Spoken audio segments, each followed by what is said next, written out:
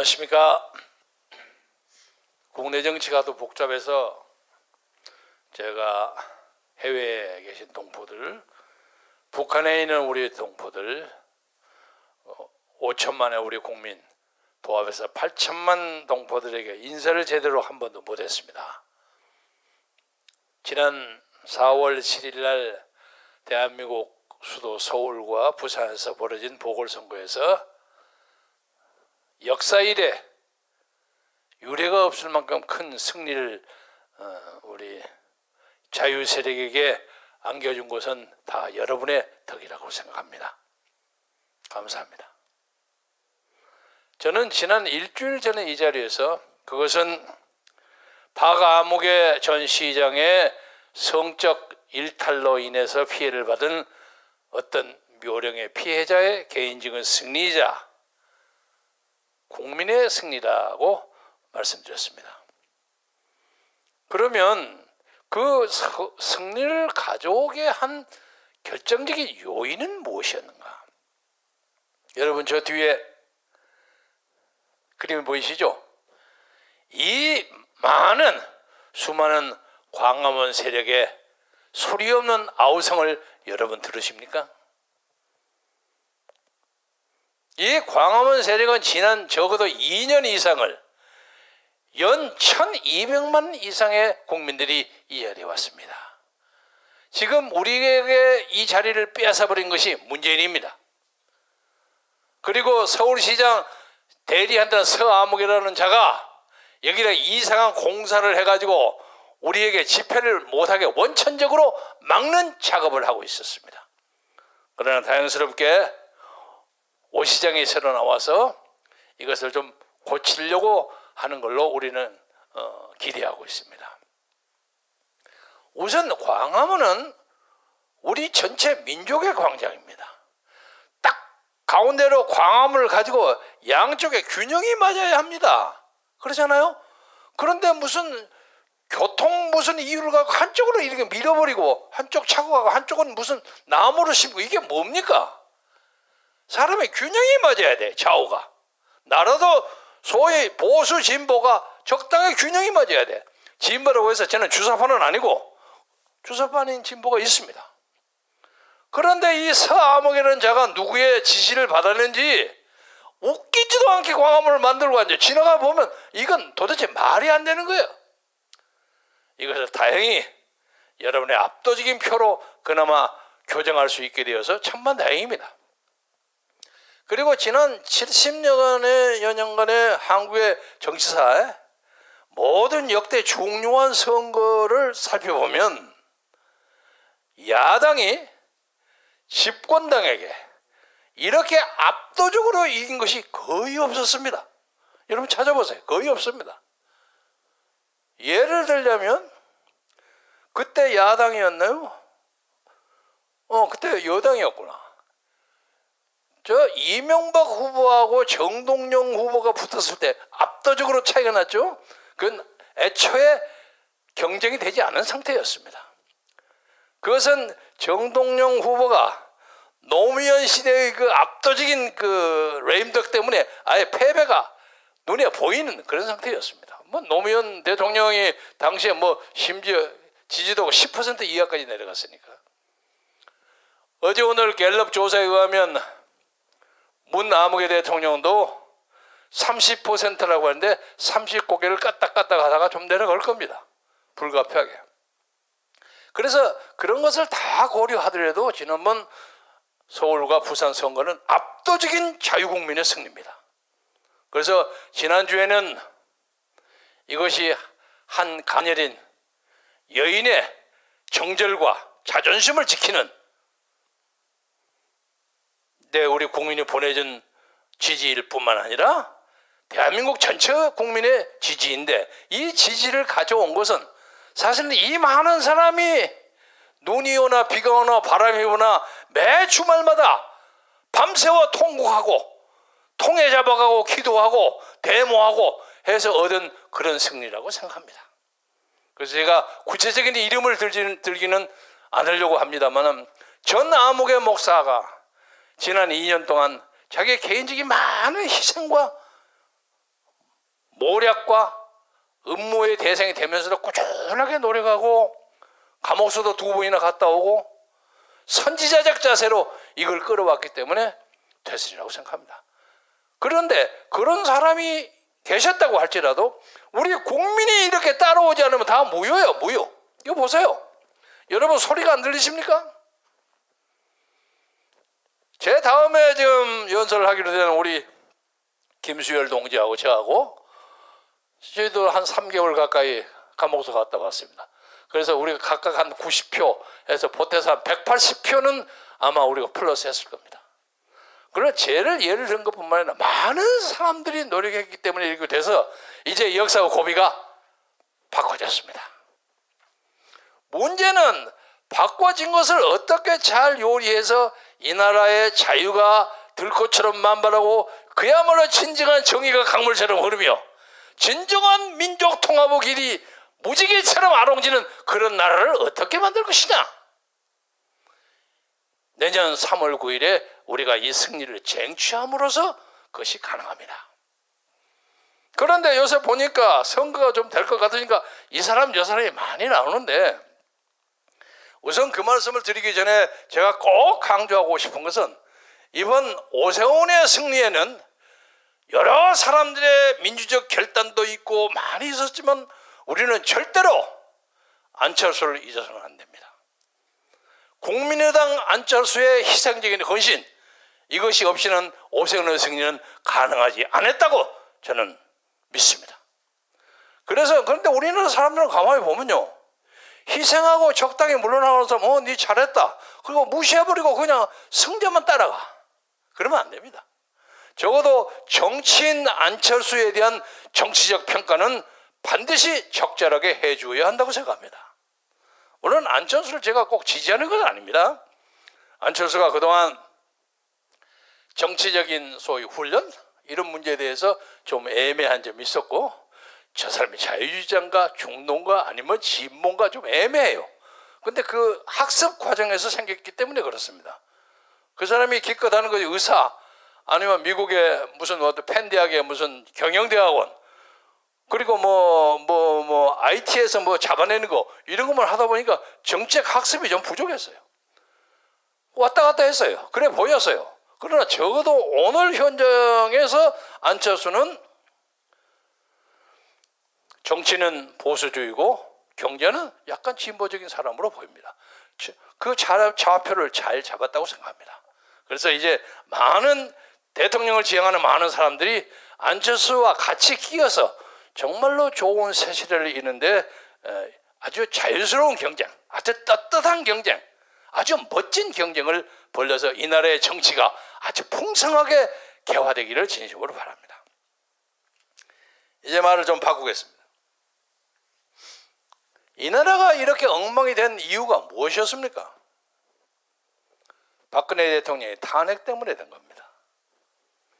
저는 자랑 삼아서 얘기하기 쑥스럽습니다만은 탄핵 반대의 집회가 벌어지는 첫 순간 서울역 집회에서부터 지금까지 한 번도 탄핵 반대 집회에 참여해 본 적이 없는 사람, 빠져본 적이 없는 사람입니다. 꾸준하게 몇 년 동안 계속했습니다. 적어도 이 문제만큼은 자신 있게 얘기합니다. 그런데 그 과정에서 여러분이 일시적으로 박근혜 대통령에 대해서 오해를 하거나 과소평가하거나 그리고 여러 가지의 JTBC의 태블릿 PC 사기, 수많은 관제 언론들의 모략, 등등 롯데 호텔에서 누구하고 정사를 벌렸다는 엉뚱한 얘기, 청와대에서 주사 맞고 했다는 그 수많은 거짓말이 전부 거짓말인 걸 나타났습니다. 이제 딱 하나 문제되는 게 최순실의 딸 정유라에게 말 좀 사달라고 부탁한 것이 간접적인 뇌물이라는 겁니다. 그래서 30년 구형받아서 20년 받았죠. 그리고 국회의원 선거에 개입해서 정치에 개입했다 해서 2년, 그래서 22년을 받았어요. 그게 말이 안 되는 거예요. 어떻게 대통령 하는 사람이 자기 당 국회의원 공천하고 하는 데서 말을 못할 수 있는 것입니까? 옛날에 박정희, 김대중, 김영삼 그 사람들 거의 공천을 자기가 마음대로 했어요. 청와대에 앉아서도. 근데 말 한두 번 했다고 그것이 법률 위반입니까? 이게 말도 안 돼. 막걸리야. 말도 안 되는 얘기야. 이렇게 세태가 돌아간 것이 순전히 촛불데모입니다. 그런데 이 촛불데모에 많은 선량한 사람들이 끼었던 것도 사실입니다만은 후일 나오리라고 생각합니다만 거기는 8만여 명의 중국 유학생들이 꾸준히 동원됐고 나는 북한에 지령이 있었으리라고 확신합니다. 그래서 역사적인 심판과 평가의 문제입니다. 따라서 이제 우리나라에서 새로운 역사를 끌어가야 할 것은 자유민주주의와 시장경제를 중심으로 해서 한미동맹을 근간으로 해서 그리고 이승만과 박정희의 건국정신을 지키는 자유수호 세력이 이 나라를 끌어가야 합니다. 저는 똑같은 논리로 북한에 대해서도 오해의 눈길을 가지고 있습니다. 북한을 영원히 적으로 둘 수는 없는 겁니다. 저거 언제 우리하고 같이 잘 지내야 하는데 아무리 잘 지낸다고 할지라도 김정은이를 그냥 받아서 지도자로 모실 수는 없는 거 아닙니까? 솔직하게 말해서. 요새 그 연세대학의 문화암흑의 교수 그 사람 참 재밌는 사람이야. 그 사람은 이름도 문정인이죠. 가만히 보니까 정인이란 정자는 북한의 정은이하고 같고 뒤에 인자는 문재인하고 같고 정은이하고 문재인 중간쯤 있어. 근데 족보는 문가야. 이 사람이 이상하다는 소리만 해갖고 국론을 분열시켜요. 이런 엉터리 소리가 다시는 이 나라 언론에서 회자되는 그런 어리석은 그 비극 시대가 종결해야 한다고 생각합니다. 문정인 교수 반성하세요. 반성하세요. 나도 개인적으로 옛날에 좀 아는 사람이야. 상당히 호감을 가졌던 사람인데 이 사람이 왜 뚝부리면서 갑자기 저렇게 돌아버렸는지 난 이해가 안 돼.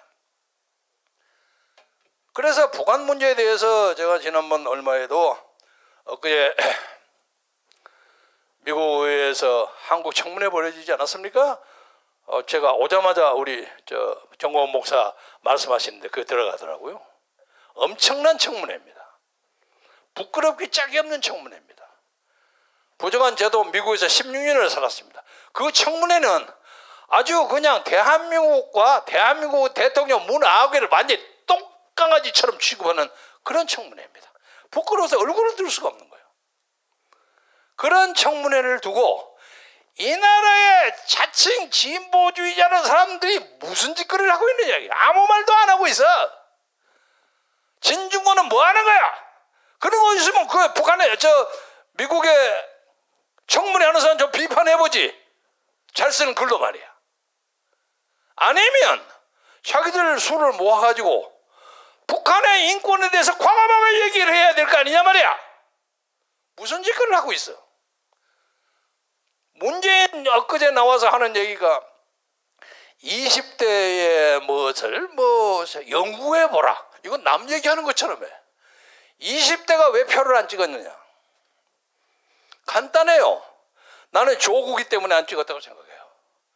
쇠가 빠지게 해봤자 자기들 것은 안 먹히고 가짜 문서, 가짜 인턴 증명서, 가짜 잔뜩 만들어가지고 좋은 학교 집어넣으면 우리는 뭐예요? 횡안이야. 그리고 조국처럼 살 바에 우리는 살 가치가 없는 거 아니에요? 이런 논리 때문에 20대가 절망한 겁니다.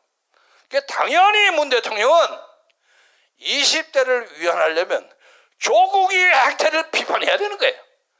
논리가 그게 맞죠. 내가 이렇게 해서 평소에 사회운동 같은 아는 조암흑의 교수가 민정수석하고 뭐하고 이렇게 해가지고 내가 이 사람이 이런 식으로까지 뭘 했는지는 나 상상하지 못했다. 이것 때문에 젊은이들 얼마나 마음을 상하셨습니까? 정말 부끄럽기 짝이 없습니다. 다 제 책임입니다. 앞으로는 대한민국에 절대로 이런 일이 나오지 않도록 제 스스로부터 조심하겠습니다. 이래야지 아무것도 자기도 책임도 없는 것처럼 그 20대가 뭐 잘할 수 있도록 연구해보라. 연구해보는 것이 옳을 것 같습니다. 이건 말이야 막걸리야. 이게 무슨 한 나라의 대통령이야. 이래서는 안 됩니다. 그리고 마무리하면서 이제 주제를 끌고 싶은 건 이번 대통령 국무총리는 김부겸 군에 대해서 한마디 하겠습니다. 제 정치학과 후배입니다. 제가 상당히 애호했던 후배인데 이 사람이 저하고는 옛날부터 인연이 많은데 문재인 정권 시작하자마자 행안부 장관이 돼가지고 그 사람이 행안부 장관에 대해서 했던 유일한 업적이 다른 사람들 정치평론가들의 말에 의하면 김경재를 자유총연맹 총재에서 쫓아내는 일을 한 것이 유일한 업적이라고 사람들이 얘기를 합니다. 어이가 없지만 장관 되고 난 다음에 형님 저 좀 봅시다. 그래서 저 광화문 어디 근처에서 커피를 한잔 했어요. 그래 무슨 일로? 그랬더니 여기 와서 보니까 행안부에는 특별한 현안 문제가 없는데 가만히 보니까 현안 문제 중에 가장 중요한 것이 김경재네요. 그래? 왜? 자유총연맹 저기 앉아가고 계속 떠들고 발언을 하고 있는데 도대체 잠을 제대로 못 이루게 이거 정리해라는 거예요. 근데 제가 그때 탄핵 반대 집회 연설로 나가면서 제가 중앙선거관리위원회에 질의를 했습니다. 내가 자유총연맹의 총재로서 가서 정치적 발언을 하는 것이 합당합니까? 안 됩니까? 해도 된다 하는 것을 문서로 받았어요. 문서를 딱 받고 난 다음에 연설해서 잡을 수가 없어요 저를. 그리고 나는 대통령이 전 대통령 당시에 박근혜 대통령이 임명한 사람이 아니라 정식으로 투표해갖고 이긴 사람이요. 아주 불리한 조건에서 나의 생애에서 상당히 기록할 만한 중요한 승리요. 그런데 왜 나를 쫓아내려고 그러냐? 제가 장관을 하고 있는 난 형님하고는 도저히 공존 못합니다. 그래서 그래 그러면 네가 잘 해봐라. 그러면 내가 좀 3년 임기 한 2년 채우고 내일 모레 2년 되니까 내가 세금에 물러나 주마. 고맙습니다. 근데 그 다음에 딱 가서 한 달쯤 나왔는데 지금 당장 좀 해주면 어떻습니까? 아니 이 사람은 내가 내일 모레 2년 임기 마치고 그러겠다 그러는데 왜 그런가? 그러니까 그래도 빨리 해라고 그럽니다. 나 그거 못하겠어. 자네 약속이 틀리잖아. 그랬더니 갑자기 경찰청을 동원해가지고 압수수색이 막 사무실, 아파트, 내 개인 사무실 막 쫓아오는 거예요. 난리 법석이야. 20만 원짜리 법인카드를 가지고 내가 피부 미용을 했다는 거야. 이 기가 막히는 소리를. 그러니까 자기들도 그거 하면서 실실 웃어요. 저를 그렇게 억지를 쓰고 국회에 불러가지고 그 유명한 진선미 의원이니 이재정 의원이 이런 사람들이 가서 계속 나를 헐뜯고 답변하려면 우리는 답변 필요 없어요. 질문은 하고 답변은 필요. 그런 놈의 청문회가 어디 있습니까? 그렇게 망신을 시켜서 그래 내가 물러나갈게. 알았네.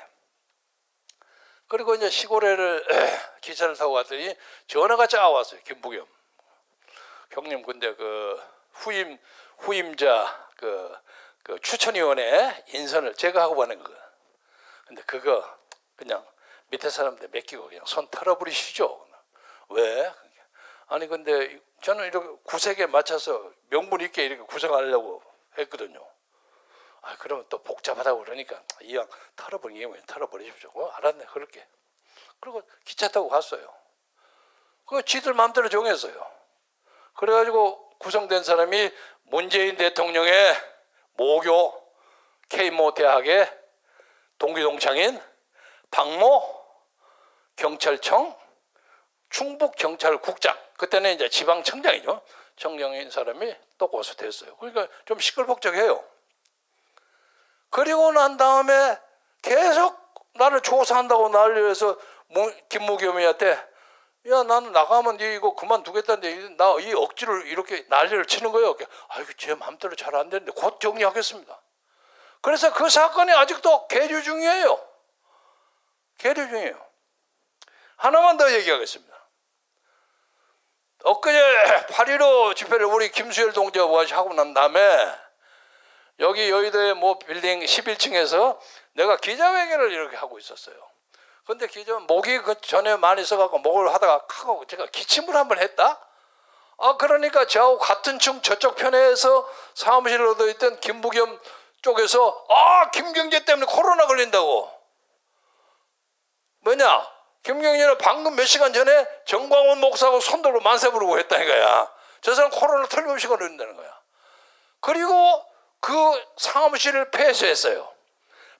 사무실 폐쇄 이유가 김경재 코로나 걸렸기 때문이라는 이유예요. 근데 그 사무실은 무슨 사무실이냐?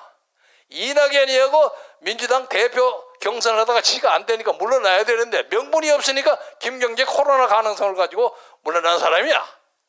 이런 사람이에요. 그리고 난 다음에 제가 여의도 어디 아파트에 있으니까 SBS인가 무슨 방송차 우리 집 앞에서 대기하고 있었어요. 코로나 걸리면 봐라 정광훈 김경재 다 걸렸다 이러려고. 그래서 이런 사람이 그렇게 아첨을 했으니까 총리가 되지 않았나 싶은 생각이 들어서. 그런데 요새 보니까 오늘 아침까지 보니까 문재인 대통령이 끝끝내 여성 총리를 시키다 해도 못 시켜가지고 김부겸을 시켰다는 또 믿기 어려운 그런 보도도 있습니다만은 김부겸이가 만만치는 않을 겁니다. 레임덕 돌아가면서 앞으로 문재인에게 어떻게 해서 지 선배인 김경재에게 어떻게 하는가 내가 잘 주목해 보겠습니다. 이 말을 마무리하면서 듣고 싶은 것은 옛날 우리 선조들이요 아주 특히 폭정을 했던 임금 밑에서 영의정이니 좌의정이니 뭐 이런 거 하는 사람들, 그 사람들은 뭐 폭정을 한 사람이 연상군이 오면 전하 옳습니다, 망고의 옳은 말씀입니다, 그 아첨을 들어. 다른 사람은 전하 이거 안 됩니다 하고 사약을 받기도 하고 곤장 맞아서 죽기도 하고 삼수갑전으로 귀양도 하고 그래 죽어요. 옛날의 선비들도 이랬구나. 그러니까 여러분 족보를 가지고 따지는데 폭군 밑에서 영의정 좌의정 판서 한 사람 선배 있다고 너무 재지 마세요. 저도 그런 사람, 그런 선조가 조금 있기는 합니다만은 그보다 아닌 사람이 더 많습니다만 그걸 자랑으로 생각합니다만 지금도 그런 생각이 들어요. 이 사람들 이것도 저도 모르고 한 50년 100년 후에 그때 우리 선조가 그때 국무총리 했잖아 이럴 거란 말이야. 틀림없이 그때 대법원장에서 김아무개 이럴 거란 말이야. 지금 오늘 대법원장 하는 짓거리를 보세요. 그것이 자랑스러운 자리입니까? 그래서 우리가 새로 열려고 하는 새 역사에는 국무총리가 아니라 장관이 아니라 사무관을 하더라도 떳떳하게 하고 자랑스러운 관리의 기록을 가질 수 있는 그런 걸 만들기 위해서 새로운 세상을 만들어야 하는데 그 새로운 세상을 만들기 위해서는 우리가 내년 3월 9일 날 반드시 이 선거를 이겨야 합니다. 이기기 위해서는 지금 나오는 여러 사람들 있죠. 뭐 윤아무개 전 총장, 뭐 안 국민의당 대표, 뭐 이런 사람, 다른 사람 내 이름 들먹이고 싫은데 많은 사람들이 와서 진정하게 경선해서 새로운 역사를 끌어주시기를 바랍니다. 오늘 말씀 마감하면서 드리고 싶은 것은 아까 제가 박찬종 선배에게도 그 얘기 잠깐 했습니다만 이번 선거에 국민의힘이 이뻐서 찍어줬던 사람은 7%예요. 그리고 오늘 현재로 갤럽이 조사한 바에 의하면 더불어민주당 그리고 국민의힘 빼놓고 나머지 무당층이 27%예요. 국민의 상당수의 사람들이 새로운 정치 세력을 기대하고 있습니다. 이 새로운 정치 세력이 누가 누구에 의해서 언제 나올지 그건 두고 봐야 합니다. 그러나 지금 하는 그 국민의힘에서 왔다 갔다 하고 장난치고 뭐 김종인 할아버지가 뭐 어쩌고 저쩌고 뭐 하고 하는 그런 짓거리를 하고 있다가는 역사의 심판을 면하지 못할 뿐만 아니라 새로운 세력이 반드시 나오리라고 하고 그 새로운 세력이 반드시 역사를 주도하는 세력이 될 것을 여러분과 함께 공동으로 다짐하면서 이번 우리 선거에 노력했던 수많은 태극기 세력, 모든 사람, 그리고 박원순 성추행 피해자, 그리고 그 많은 사람들이 진심으로 위로받고 인간적인 권위와 위엄을 회복할 수 있는 그런 기회가 되기를 여러분과 공동으로 기대하면서 여러분의 분발을 촉구하지 맞이하겠습니다. 대단히 감사합니다. 감사합니다.